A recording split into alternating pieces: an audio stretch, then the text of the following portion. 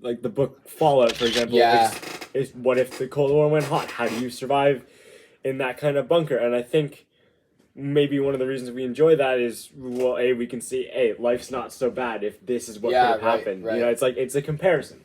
For sure. It's a comparison. And then you could also be like... For sure. And now, like, compare the weapons there are now. Like, put something on screen. There's some crazy nukes out there. Like, crazy, yeah. I think it's not like the Trident missile. Trident missile. Like, they put them in... There's one, like, that fits in a backpack. They were There's one the size of a school bus. Like, and there's some really weird looking landmine nukes or something like that. I think was covered in the documentary. This is not. I need like. This is not what we want.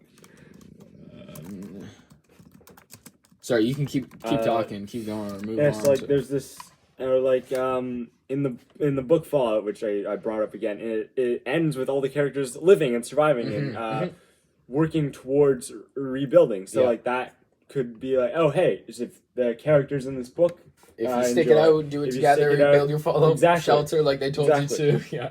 I saw this series on YouTube by the Infographics Show. They're a pretty famous YouTube channel. Infographics Show, nice. They have like this alternate series where like if a modern day... I can't find any cool looking nuke. Oh, that one's on a truck.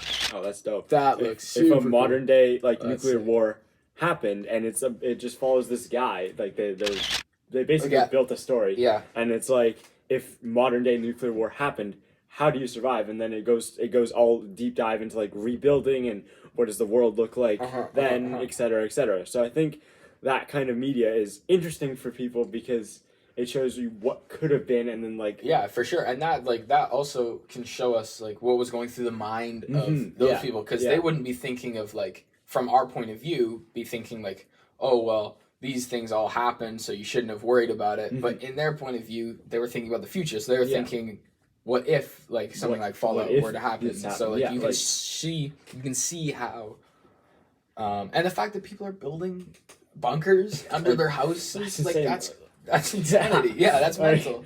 We can't even process that. Yeah, like, there's no bunkers in modern houses anymore. No, for sure. It's just not a thing. We looked at one guy like on the news or whatever in class. Like, we were laughing at him. Yeah, because like that's crazy.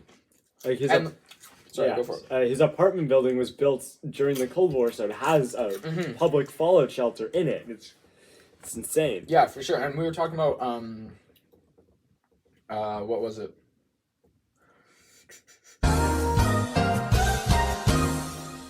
The British thingy that we watched earlier, where it's like with the old British dude, and he's got a shelter and he's got a shotgun and he's gonna shoot anyone. Oh yeah. Shelter. I forget what was that called, but that's also interesting. Yeah, for sure. It's like moving on from one fear to the next. Like, okay, so if this is a real thing that could happen, how do I do that? Oh, I'm worried other people are gonna kill me for my shelter. I need to protect myself. It's like a multifaceted thing of fear that all stems from this Cold War and such. Yeah, for sure.